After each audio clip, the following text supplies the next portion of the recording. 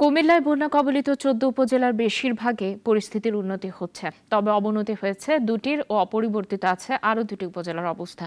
এদিকে গোমতী নদীর পানি কমে বিপদসীমার নিচে নামায় স্বস্তিতে স্থানীয়রা। সেখানকার খবর জানাচ্ছেন সহকর্মী দেলোয়ার হোসেন আকাইদ।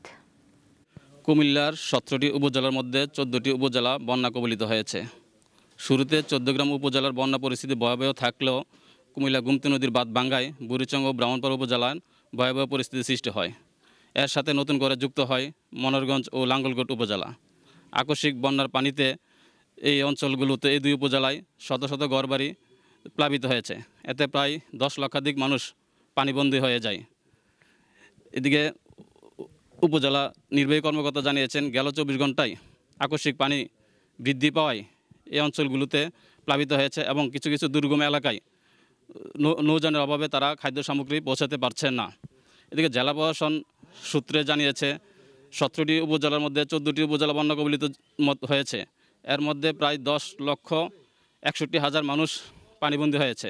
এছাড়া ৭২৪টি আশ্রয়কেন্দ্রে প্রায় ৮৬,০০০ লোক আশ্রয় নিয়েছে।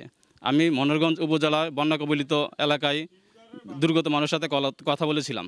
তারা যেমনটি জানিয়েছেন যে জেলা শহর থেকে দূরবর্তী উপজেলা হয়, এখানে মানুষ ত্রাণসহ অন্যান্য সেবা দিতে আসে নাই, ফলে খাদ্য সংকট সহ নানা সমস্যায় তারা দুর্ভোগে পড়তে হয়েছে।